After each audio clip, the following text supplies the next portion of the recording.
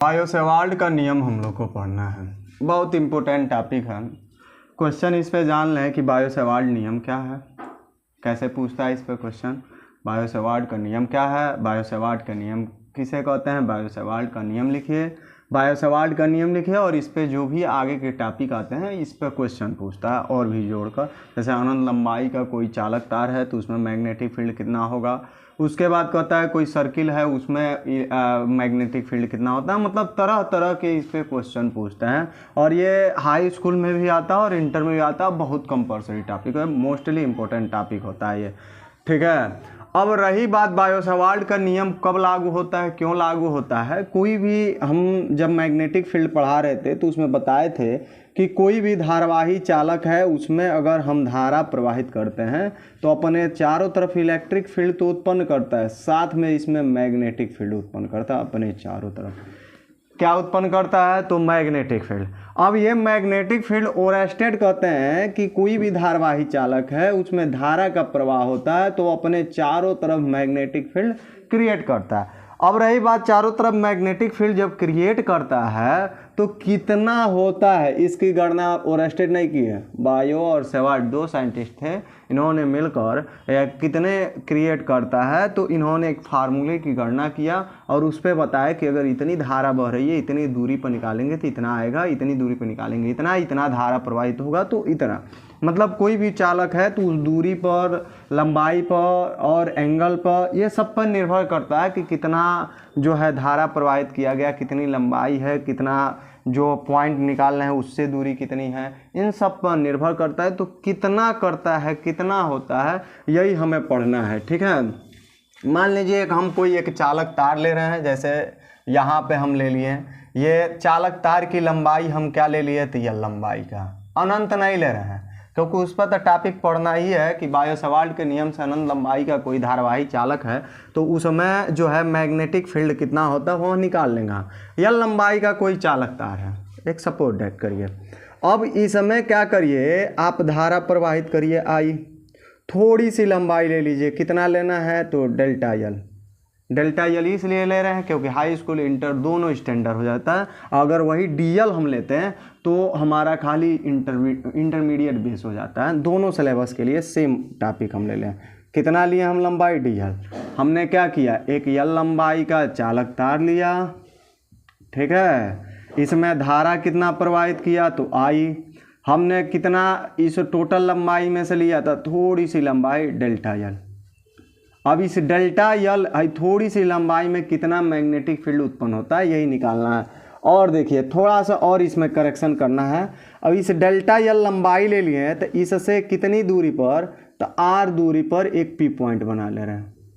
Are दूरी पर एक पॉइंट ले लिए, इस पॉइंट का नाम हम रख रहे हैं पी और यहीं हमें मैग्नेटिक फील्ड ज्ञात करना है कितना होता है। यहाँ एंगल कितना बनेगा, थीटा। मतलब क्या है, कोई चालक भी, कोई भी चालक तार ले लीजिए तो उससे कि थोड़ी सी, एक तो उस पर जानते हैं कि कितना होता है मगर कितनी दूरी से वो महसूस करना चालू करता है। तो मान लीजिए यार ये चालक तार है तो यहाँ से करेगा, यहाँ से, तो थोड़ी सी हम लोग फ्रेश फिगर बनाते हैं। फ्रेश का मतलब होता है साफ सुथरा, हम लोग फिगर बनाते हैं ताकि हमें समझने में आसानी आए। बात समझिए, समझने में हमें क्या हो, आसानी हो। और तब हम लोग ये होता है, चूँकि इतना तार है तो इतनी दूरी से तो निकालेंगे नहीं, होता है बहुत मामूली सा दूरी, इतना या इतना, मतलब इसमें टच नहीं करना है। इससे कुछ दूरी पर ही हमें अनुभव करना है कि कितना मैग्नेटिक फील्ड लगता है। इसकी गणना बायो सेवार्ट कर दिए थे, कितनी फार्मूले निकाले थे, देखिए क्या है, कैसे हम गणना करेंगे। सबसे फर्स्ट नंबर लिखेंगे पहले, बायो सेवार्ट के नियमानुसार जो उत्पन्न चुंबकीय क्षेत्र का मान होता है वो कितना होता है, तो लिखना पड़ेगा। लिखेंगे किसके नियम से, तो बायो सेवार्ट के नियम से उत्पन्न जो चुंबकीय क्षेत्र है, चुंबकीय क्षेत्र ये कितना होता है, तो देखिए क्या है, फर्स्ट नंबर कितना होगा उत्पन्न चुंबकीय क्षेत्र। तो पहला, इसमें आप कितनी धारा प्रवाहित कर रहे हैं, मतलब चालक में आप धारा कितनी प्रवाह कर रहे हैं, ठीक है। तो उसके अनुक्रमानुपाती होता है। तो लिखेंगे चालक में प्रवाहित किसके, तो वैद्युत धारा के, वैद्युत धारा के क्या होता है, तो अनुक्रमानुपाती होता है, अनुक्रमानुपाती होता है।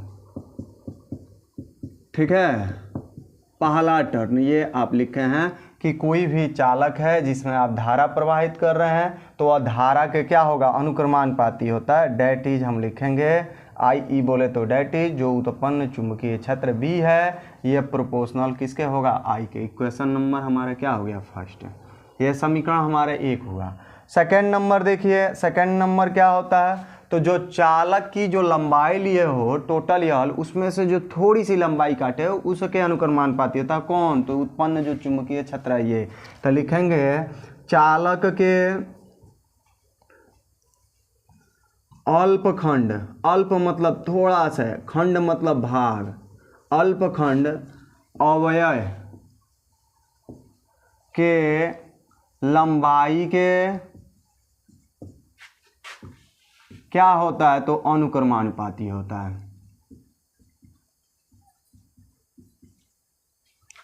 है, ठीक है। देखिए एकदम बेसिक लिखे हैं, चालक के अल्पखंड जो लंबाई है उसके अनुक्रमानुपाती होता है। ये हो गई हमारा इक्वेशन नंबर 2। डेट इज लिखेंगे जो डेल्टा बी मिलेगा ये प्रोपोर्शनल होगा, अल्पखंड लंबाई बोले तो डेल्टा यल। इक्वेशन नंबर हमारा क्या हो गया, तो सेकंड हो गया। ठीक है, थर्ड कंसेप्ट क्या कहता है, तो थर्ड कंसेप्ट में हम क्या लिखेंगे, मान लीजिए इसको 2 रोमन अंक में ये माने हैं तो इसको ये वाले अंक मान लीजिए। ठीक है, अब उसके बाद थर्ड नंबर क्या कहता है, थर्ड नंबर यही कहता है कि जो अल्पखंड अवयव की लंबाई है और जो बिंदु P है इसके बीच कितना कोण बना है, मान लीजिए थीटा बना है तो इस थीटा के जया के क्या होगा, अनुक्रमानुपाती होता है। तो लिखेंगे यहाँ पे कि ये अल्पखंड चालक के, चालक जोड़ लीजिए, चालक के अल्पखंड अवयव बिंदु जो P है, बिंदु P को मिलाने वाले रेखा कितना है, मतलब मिलाने वाली रेखा बीच बने कोण कितना है, तो ये थीटा है। के जया के क्या होता है, तो अनुक्रमानुपाती होता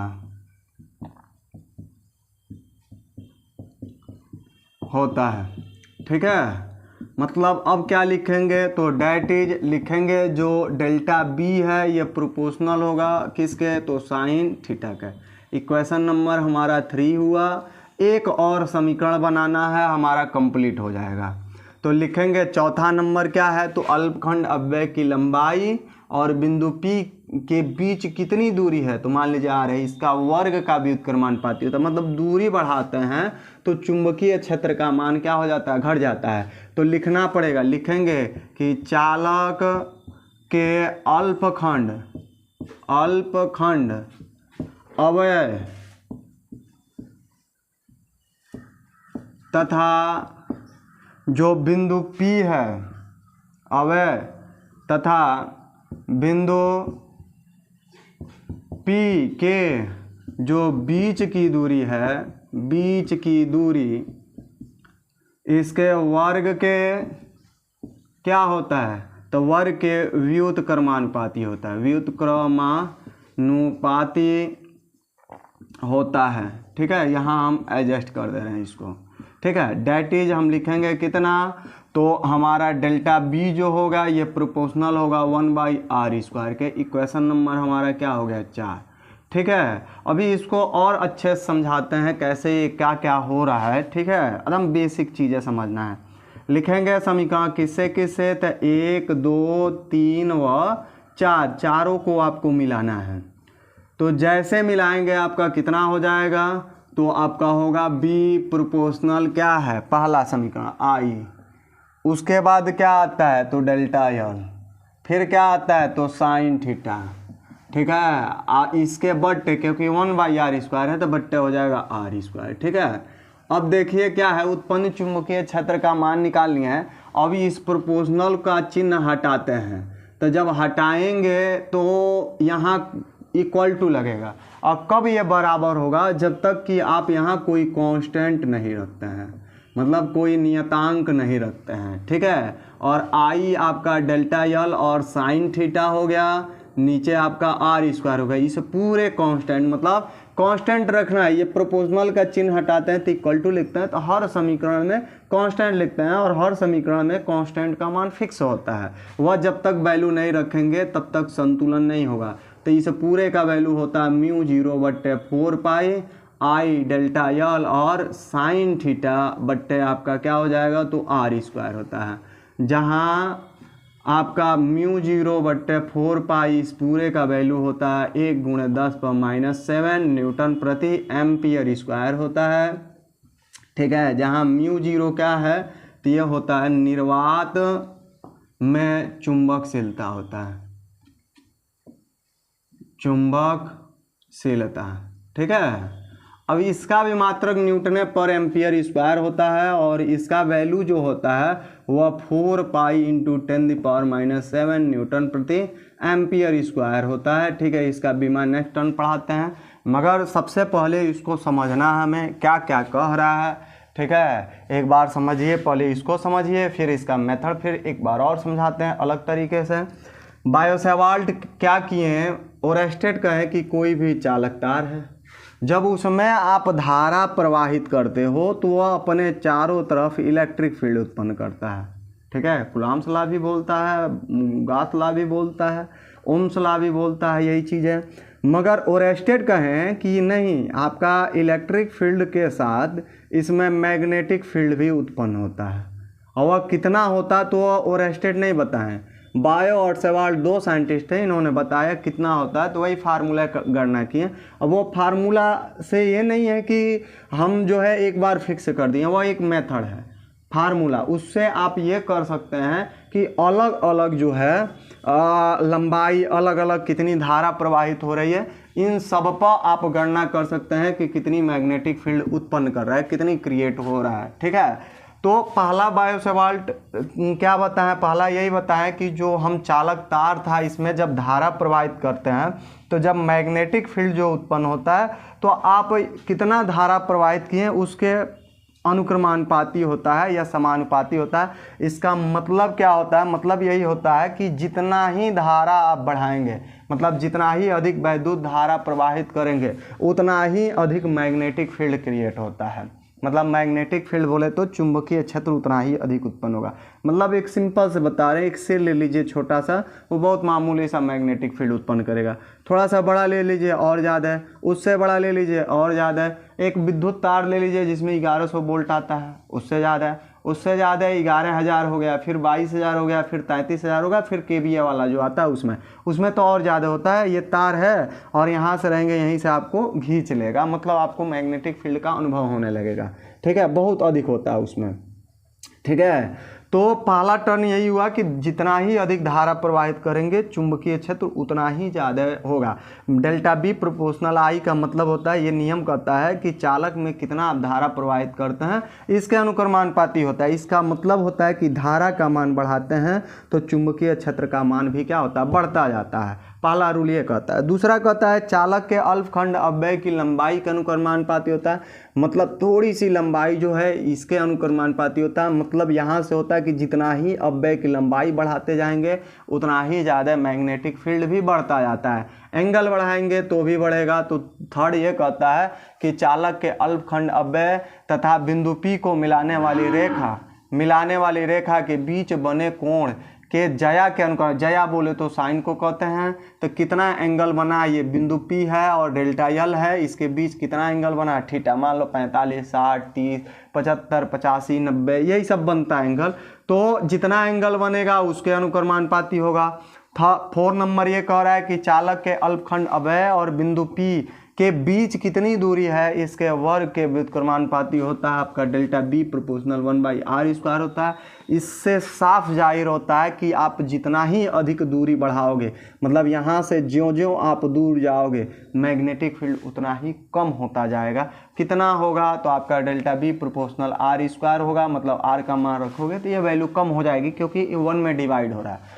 अब ये चारों समीकरण है, एक ये है, एक ये है, एक ये है, एक ये है, चारों समीकरणों को मिलाते हैं, ये आता है। इस समानुपाती का चिन्ह हटाते हैं तो इक्वल टू लिखते हैं और या इधर कांस्टेंट लिखेंगे।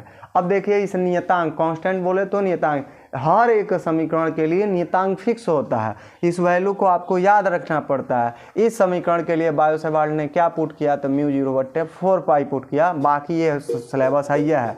अब μ0/4 पाई का मान होता है 1 × 10⁻⁻7 न्यूटन पर एम्पियर स्क्वायर होता है, जहाँ μ0 को निर्वात में चुंबकशीलता कहते हैं। 4 पाई भेज दीजिए, इसका वैल्यू भी निकल जाता है। इसका बीमा, इसमें मैग्नेटिक फील्ड का मात्रक, बीमा जो है निर्वात में चुंबकशीलता की बीमा, माध्यम में चुंबकशीलता की बीमा जो है, इन सब का मात्रक क्या होता है, तो उसको नेक्स्ट टर्न पढ़ाते हैं नेक्स्ट वीडियो में। उम्मीद करते हैं आपको समझ में आई हो तो लाइक शेयर सब्सक्राइब जरूर करिएगा। धन्यवाद।